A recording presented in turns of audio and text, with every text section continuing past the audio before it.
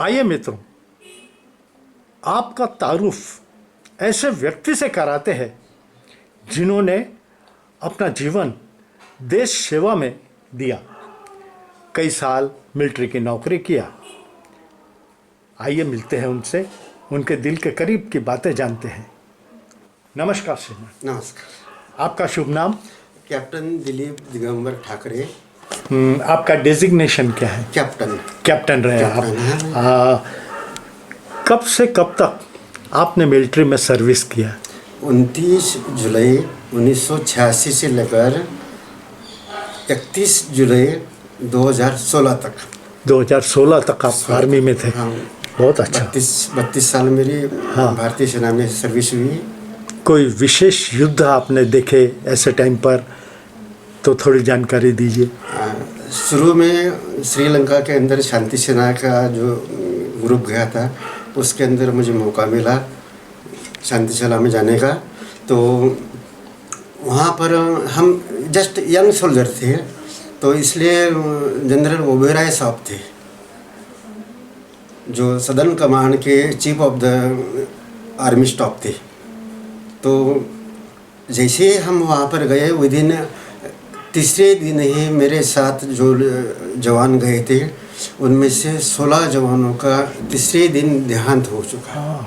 और एक प्रोसीजर होता है आर्मी के अंदर कि एक गाड़ी के अंदर 16 जवान से ज़्यादा बिठाया नहीं जाता है, और हम टोटल 23 जवान थे। तो 16 जवानों का विदिन उसी समय देहांत हो गया। तो जनरल ओबेरॉय साहब ने एक प्लान किया कि नए लड़कों को यहाँ पर नहीं रखना चाहिए, इनके पास एक्सपीरियंस नहीं होता है, नॉलेज नहीं होता है। तो उसी समय मेरी ट्रांसफ़र वहाँ से अंडमान निकोबार यानी कि काला पानी में हो गई। फिर काला पानी में 2 साल निकालने के बाद में मेरी जो सेकंड ट्रांसफ़र थी वो हिमाचल में शिमला में हुई। शिमला से हम अरुणाचल प्रदेश में गए। अरुणाचल प्रदेश से हम दोबारा झांसी में आए, जहाँ पर मेरा एक बहुत ही सुंदर सुशील कन्या के साथ विवाह हो गया। और मेरा पहला बच्चा जो लड़का है जो है वो वहीं पर उसका जन्म हुआ झांसी हॉस्पिटल के अंदर। फिर वहाँ से मेरी ट्रांसफ़र दोबारा त्रिपुरा में हुई, अगरतला में। तो वहाँ पर भी बहुत सारे ऑपरेशन लड़ने के लिए मौका मिला, जिसके लिए जहाँ जहाँ सरकार ने मुझे नियुक्त किया, मैंने अपनी पूरी तरह से सेवा देने की कोशिश की, और मेरी प्रमोशन भी वहीं पर हुई। फिर वहाँ से मेरी ट्रांसफ़र दोबारा ग्वालियर के अंदर दलपचंद के अंदर आई, पश्चिम बंगाल के अंदर। पश्चिम बंगाल से दोबारा ट्रांसफ़र मेरी बिनागुड़ी में आई। बिनागुड़ी से मेरी ट्रांसफ़र दोबारा JNK जम्मू कश्मीर में गई। और उसी समय मुझे विदेश सेवा का मौका मिल गया। मैं भूटान में चला गया एम्बेसी के अंडर में। तो वहाँ पर मैं प्रोटोकॉल अफसर रहा कुछ दिन। और भूटान के जो राजा है, उनकी चौथी धर्मपत्नी, उनकी टोटल 4 पत्नियाँ थी, तो चौथी धर्मपत्नी का मैं दोबारा वहाँ पर प्रोटोकॉल अफसर बना। वहाँ पर 2 साल निकालने के बाद में जब मेरी ट्रांसफ़र दोबारा ग्वालियर के अंदर आई, तब परिवार मेरे साथ में था, और उसी दौरान मुझे कन्या प्राप्त हुई।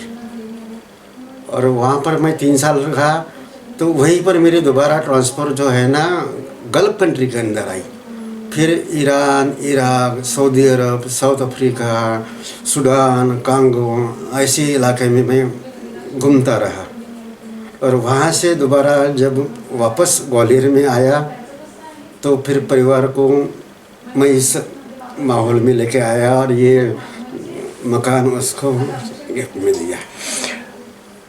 आदरणीय ठाकरे साहब। हाँ सर। भारतीय यूथ को या जनता को आप क्या संदेशा देना चाहेंगे? मैं चाहता हूँ कि जो यंग ब्लड है, जवान है, वो अपने देश के प्रति अगर सच्ची श्रद्धा रखते हैं, देश की सेवा करना चाहते हैं, देश की जनता की सेवा करना चाहते हैं, तो उन्होंने अपने ज़िंदगी के कुछ पल सेना के लिए देना चाहिए। और अपना योगदान, चाहे मेरे लिए दुख की बात यह है कि मैं किसी भी युद्ध के अंदर शहीद नहीं हो पाया, यही मेरे लिए दुख की बात है। अगर मैं शहीद होता तो मेरे लिए सबसे बड़ी गर्व की बात होती। अभी 2 साल पहले मेरे धर्मपत्नी का देहांत हो चुका है। फिर मैंने अपने बेटे की, घर के अंदर माँ नहीं है, पिताजी नहीं है, दादा नहीं है, दादी नहीं है, भाई नहीं है, बहन नहीं है, तो मैंने बेटे की शादी कर दी और घर के अंदर एक सुशील, सुकन्या, अच्छे परिवार की लड़की को लाया हूँ अपनी बहू के रूप में, जिसे मैं बेटी कहता हूँ, बेटा कहता हूँ। मेरे घर के अंदर एक लड़का है, एक लड़की है और बहू है। तीनों को मैं बेटा ही बोलता हूँ। ये मेरे लिए खुशी की बात है कि कोई मेरे आज्ञा के बाहर नहीं जाता है। और मेरा आमतौर पर ऐसे प्रोग्राम रहते हैं, आमदार लोग, खासदार लोग, पुडारी लोग है ना, मुझे छोड़ते नहीं। और अभी फ़िलहाल जो मेरा दिनचर्या चल रही है, ये कामठी के अंदर एक आर्मी संस्था है, उसका मैं डायरेक्टर जनरल बन के जाने वाला हूँ। और उसी के साथ साथ देश की सेवा आखिरी दम तक, आखिरी सांस तक लड़ते रहूँगा। यही मेरे लिए सबसे बड़ी ईश्वर की आशीर्वाद होगा और आशीर्वाद भगवान की प्रार्थना होगी। और आप सभी देशवासियों का मेरे लिए आशीर्वाद होगा, प्रार्थना होगी। यही मेरे लिए सबसे बड़ी देन है। आदरणीय ठाकरे साहब, हाँ। विदर्भ न्यूज़ के लिए आपने जो अपने दिल की बात बताई, हमसे बातचीत की, उसके लिए हम आपके बहुत बहुत आभारी है। धन्यवाद कहने के बजाय जय हिंद कहना चाहूँगा। जय हिंद, जय हिंद।